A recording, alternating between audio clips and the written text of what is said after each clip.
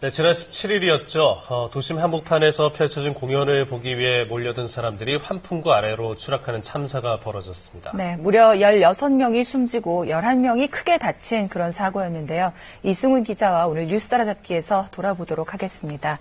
사실 이 사고가 난 이후에 과연 나라면 어땠을까? 이렇게 공연장에서 환풍구가 있을 때 과연 어떤 행동을 취했을까 생각해 보게 됐었거든요. 근데 이번에도 역시 안전 불감증이 원인이었던 것 같죠? 네, 그렇습니다.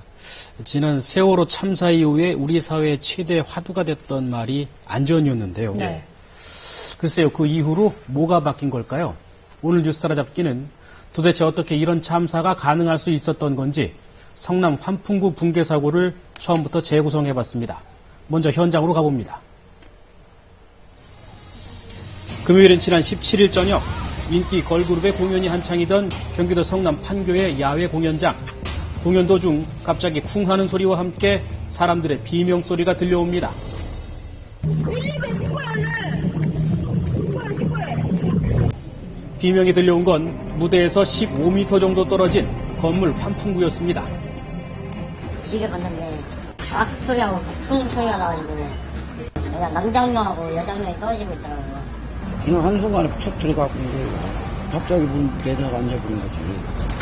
공연을 보기 위해 환풍구 위로 올라선 사람들. 하지만 철제덥게는 사람들의 무게를 이기지 못하고 와르르 무너져 내렸습니다. 끔찍하게도 이 환풍구는 깊이가 무려 20m나 되는 지하 4층 주차장과 연결돼 있었는데요. 이 주차장 바닥으로 20명이 훌쩍 넘는 사람들이 추락하고 만 겁니다. 소리가 들렸어요. 야, 나 여기 있어. 꺼내줘. 살려줘. 뭐 이런 소리가.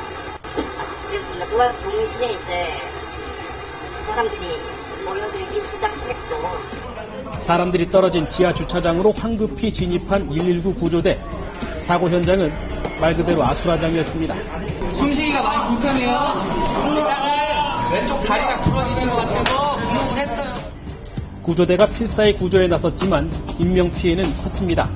워낙에 높은 데서 추락한 데다 철제덮개까지 함께 떨어지면서 사망자가 속출했습니다. 확인된 사망자가 무려 16명, 여기에 부상자 11명 가운데 4명은 중태입니다.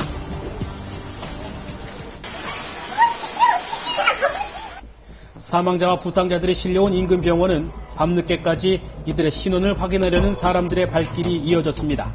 취재팀이 현장에서 만난 30대 남성도 사고가 난 날 밤새도록 병원을 찾아 헤맸다고 하는데요. 연락이 안 될 상황이 아니니까 잠깐 갔다 온 사람이 연락이 안 되니까 근데 왠지 이렇게 딱 오더라고요. 병원을 샅샅이 뒤져 찾은 지인은 다행히 목숨은 건졌지만 큰 부상을 입고 치료를 받고 있습니다. 다치셨는데 살아 계시고 지금 뭐 강인하신 분이니까 완쾌하실 거예요. 사망자들의 빈소가 마련된 장례식장은 하루 종일 눈물바다가 됐습니다. 돌봐야 할 3남매를 남기고 떠난 40대 부부. 암 수술을 받은 아내를 위로하기 위해 공연장을 찾았다. 변을 당한 사연이 알려지면서 안타까움을 더했습니다. 동동씨는 너무 좋았어요. 집에 와이프 혼자 있으니까 내려와서 같이 공연 보다가 하는 날은 지각하고. 앞서도 말씀드렸지만 이번 사고 역시 안전 불감증이 부른 참사였습니다. 무엇이 얼마나 문제인 건지 짚어봤습니다. 이날 공연장에 몰려든 인파는 700여 명. 무대를 더 잘 보려고 사람들은 앞다퉈 환풍구 위로 올라갔습니다. 환풍구 덮개 위에 위태롭게 서 있는 사람들. 하지만 이들을 말리는 사람은 없습니다.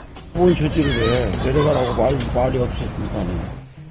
사람들이 몰리는 행사장이면 을에 있는 안전관리요원은 대체 어디 있었던 걸까? 그저 거기는 뭐 무슨 완장 치고 있는 사람 이런 사람은 없었고요. 못 봤고 나는.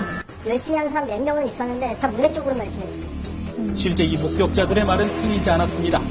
경찰 수사 결과 행사장의 안전요원은 서류상으로 4명만 배치돼 있었고 실제로는 이마저도 다른 업무를 했던 것으로 드러났습니다. 물론 3,000명 이하의 공연은 안전요원이 법적인 필수사항은 아니지만 사고 직후 행사 주최 측이 밝힌 내용과 경찰의 수사 결과는 상당히 차이가 있습니다. 안전요원들이 있었는데 저희가 대비를 많이 했는데 이제 계속 올라가셨어요. 주최 측의 안전관리 문제와 함께 비슷한 사고가 반복되고 있는 환풍구 안전 문제도 논란이 되고 있습니다. 사고가 났던 환풍구의 경우도 높이가 1m 정도에 불과한 데다 주변에 화단이 있어 마음만 먹으면 누구라도 쉽게 올라갈 수 있습니다. 위험해 보이진 않았어요. 천창이니까 안전하게 들어가지고 저도 위에 올라가고 엄마도 올라가고 사람들이 올라왔잖아요. 그냥 올라간 거였거든요. 사고 직전 한 시민이 찍은 사진을 보면 수십 명의 무게 때문에 환풍구 덮개가 휘어진 모습이 보이는데요. 펜스를 만들어가지고 사람들이 접근을 하지 않도록 했으면 더 좋았을 거다라고 하는 겁니다. 이거는 기본적으로 사람들이 올라가서는 안 되는 시설이거든요. 이런 환풍시설이 도심 곳곳에 널려 있지만 현행법규엔 환풍구의 출입 통제를 비롯해 규격이나 덮개의 강도 등에 관한 규정조차 없는 실정입니다. 법적인 책임을 물기는 어려울 거예요. 좀 명확한 근거 조항은 없는 걸로 알고 있거든요. 부담스럽게도 지금 우리나라가 이게 사고가 꼭 나야지 이런 일을 하잖아요. 결국 끔찍한 참사를 겪고 나서야 환풍구 안전사고에 대한 대책 등이 논의되기 시작했습니다. 안전에 대한 논의는 반가운 일이지만 사회적으로 너무 큰 대가를 너무 반복적으로 치르고 있는 건 아닌지 고민해봐야 할 것 같습니다.